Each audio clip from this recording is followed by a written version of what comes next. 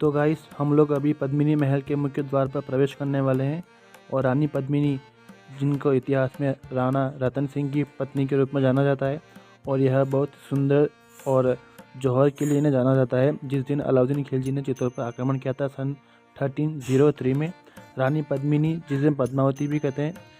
तो गाइस आपको एक बात बताता हूँ, रानी पद्मिनी जो कि सिंहल द्वीप श्रीलंका की थी और इनके पिता का नाम था गंधर्व सेन, माता चंपावती।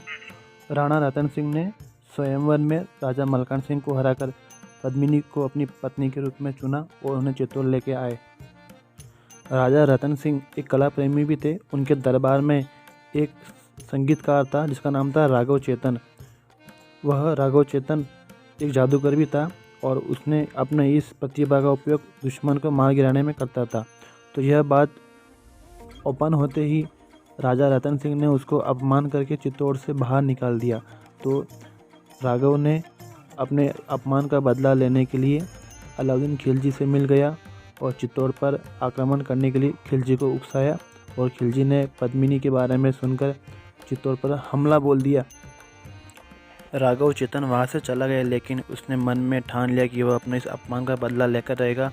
उसने चित्तौड़ की शान को धूल में मिलाने के लिए कसम खा रखी थी और वह अलाउद्दीन खिलजी से जा मिला और उसने सामने से पद्मिनी की तारीफ भी कर डाली। बदले की आग में जलते हुए इस पंडित ने बादशाह को चित्तौड़ पर आक्रमण करने के लिए भड़काया।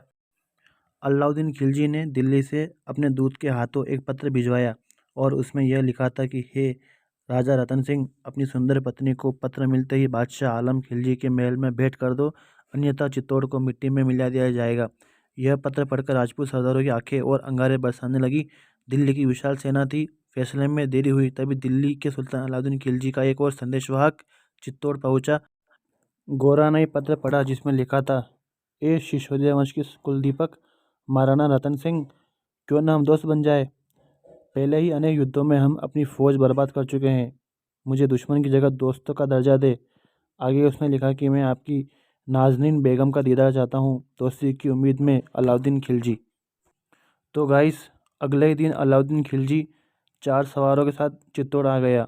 मुख्य द्वार पर स्वागत हुआ, फिर दरबार में ले जाया गया।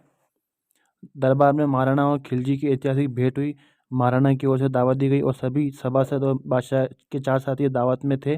दावत के बाद खिलजी ने फिर महाराजा से रानी के दीदार की गुजारिश की। गाइस आपको एक बात बताता हूँ कि जलालुद्दीन फिरोज शाह खिलजी, जो कि अलाउद्दीन खिलजी का ससुर और सगा चाचा था, वह उसको मारकर गद्दी पर बैठा था। 1303 में हुए इस युद्ध में राणा रतन सिंह गोरा बादल ने वीरगति को प्राप्त किया और रानी पद्मिनी ने अपनी दासियों सहित जौहर किया, जो कि इतिहास में प्रथम शाखा प्रथम जौहर के रूप में विख्यात है। अभी देखो यहाँ से देख लो, ये वो 50 बनेंगे। अभी चलेंगे अपन डायरेक्ट वहाँ से सीधा धुलो का दर्शन दिखेगा। वहाँ पर पद्मावती और वहाँ पे थे अलाउद्दीन खिलजी। चलो, और आपको पता है कि कमल केवल फूल में खिलता है, जल में खिलता है। गिरता है। आप लोग कहाँ जाए सब लोग?